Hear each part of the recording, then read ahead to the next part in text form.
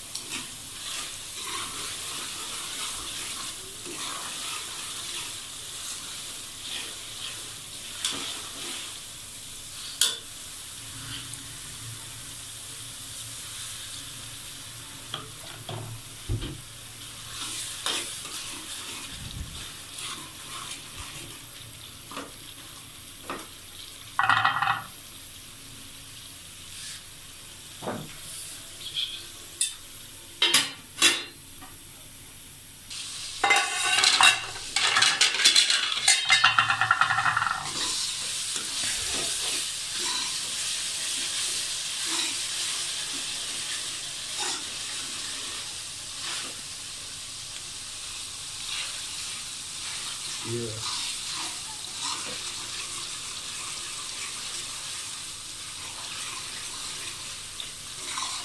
Lo ना भी क्या क्या क्या प्याज प्याज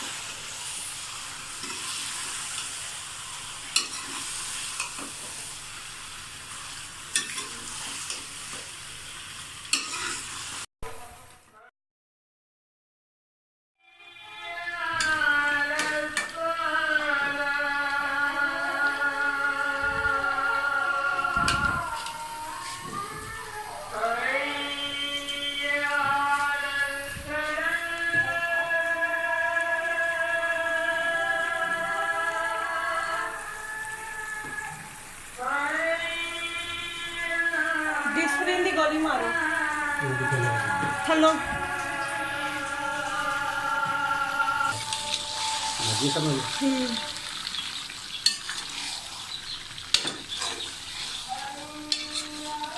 कढ़ाई छोटी है, गोश्त ज़्यादा है।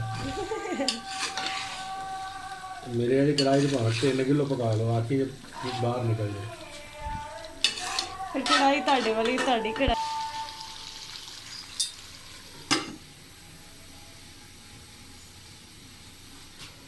लेकिन मेरा गोश्त कैसे जाता ये ऐसे ना हमें लगी।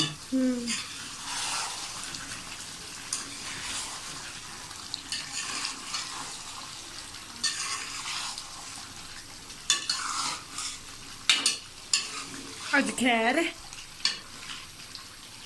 फिर डे के पीछे बोलना बोले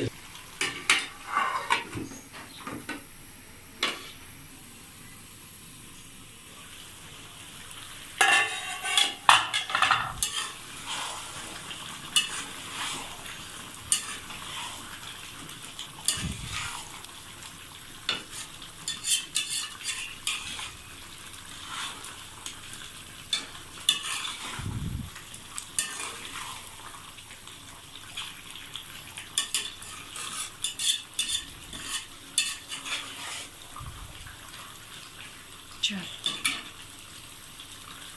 फिर उतर दीजिए।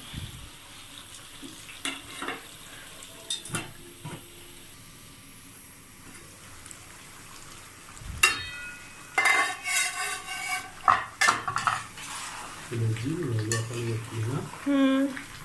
2 किलो गोश्त कलेजी नहीं है कि बहुत अफसोस की गल है फिर।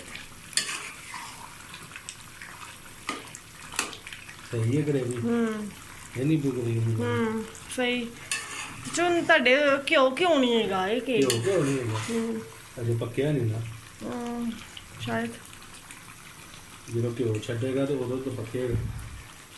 अच्छा कच्चा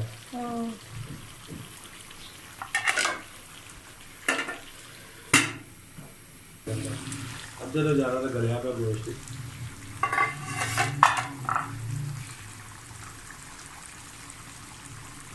नहीं भाई गोश्त तो तकरीबन सारा गलिया पे क्यों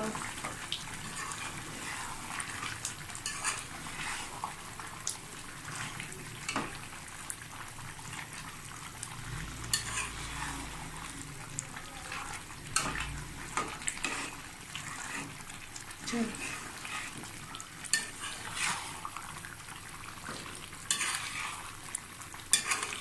ये आप पकाया टमाटर टमाटर स्वाए टमाटर तो और कुछ पाया आप कुछ नहीं पाया ਤੇ ਫਿਰ ਕਾਮਰਾਂ ਦੀ ਪਸੰਦ ਦਾ ਗੋਸ਼ਤ ਪੱਕਿਆ ਨਾ ਮਤਲਬ ਟਮਾਟਰਾਂ ਵਾਲਾ ਗੋਸ਼ਤ